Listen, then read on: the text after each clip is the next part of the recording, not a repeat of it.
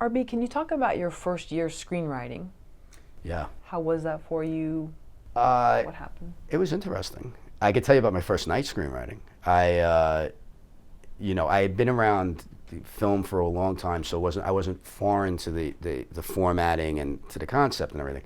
And I had this, what I thought was, as most first-time screenwriters do, I had this brilliant idea, and I had this fantastic opening, and I said, okay, tonight's the night. I'm sitting down, I cracked my final draft, I said, I'm going, and cracked a bottle of Jack Daniels and poured myself a drink, and 5 hours later, I had 9 pages, and I was like, not bad, and my protagonist had moved from his car to the front door of a building, and that was 9 pages. And nobody else, it was the only character, and I went, yeah, shit, I think I have a problem. I think I got some troubles. So that was my first night. But, I kind of rebounded quick and really, really took it upon myself to learn on my own. Didn't depend on a lot of the so-called expert screenwriting books that, some of which I feel are, promote the obvious. And just got myself back in it and said, okay, I'm not going to write a first draft that's 200 pages. I'm going to write a first draft that's 125, 130 and get it down. I'm going to know my story. And the first script was okay. It actually got a pretty good response. I actually got an offer to write on a TV staff off of it, but I didn't want it, and it wasn't exactly as great as it sounds. It was very, very junior and very, very, nobody knew if the show was even going to go and everything, but it was interesting to get that kind of response. So I said, oh, man, maybe it's not too bad, The second script I wrote was also in the first year. That did really well. It was a story that came to me kind of quick, and I spent a little bit more time outlining it than I did the first one. So when I sat down to write it, I really, really knew where I wanted it to go. And I knew my ending. I think this is always imperative when you're a screenwriter.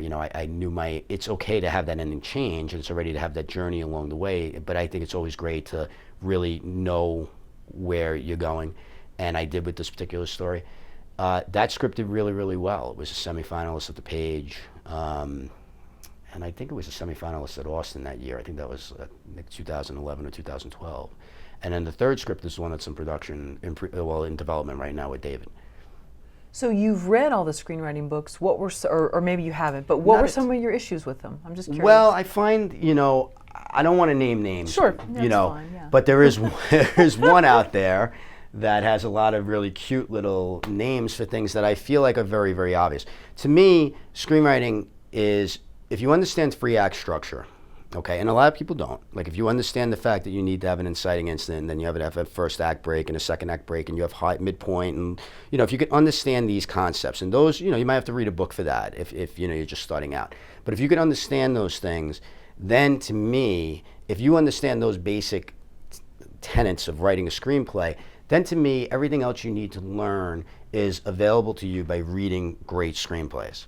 Because you should be able to, at some point, and maybe before you ever write Fade In for the first time, if you understand those concepts and you understand, story in general, arcs, that, all your characters need to have arcs and, things of that nature, at least your, first, secondary character, you know what I mean? Not every character, not the guy that's giving you the lotto ticket behind the counter. But if you understand the basics of that, then you should be able to look at a really, really good screenplay and be able to identify why that screenplay works. Here's the inciting incident. Here's the first act break. Here's the arc of this character.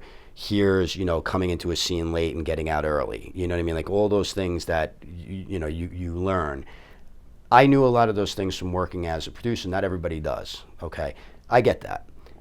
What I'm saying is that I feel like some of the more general screenwriting books out there are more paint by numbers.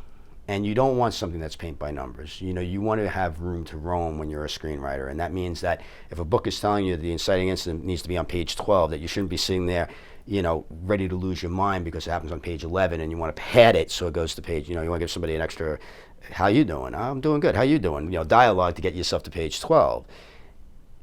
that's why I don't like those books. But my education really came from reading very, very good screenplays. I always tell people, I get to speak at a lot of conferences, and I say, if you know the general basics that I'm talking about, take a really, really good screenplay and go read it. Like take Raging Bull, read it, okay? And then put the DVD in and sit down with the screenplay and the remote and watch, read along, and watch why it works. And this is also a filmmaking masterclass in a lot of ways too, because you get to understand why the filmmaker, made the choices he did as well. But for the purposes of screenwriting, you look and you figure out why everything works. And it also works, by the way, with bad screenplays. Why didn't this work? Why did this movie fail? And you'll find the same mistakes. You'll find the dialogue went on too long. The character really doesn't have the main character really doesn't have an arc. The second act goes on for 2 hours. It could be anything. But if you understand why it's not working or why it does work, I think it informs you as a writer as to how to be more concise, how to write your characters more vibrantly, how to write good dialogue. I think all those things are within really good screenplays. I think that's where the masterclass is once you learn the basics.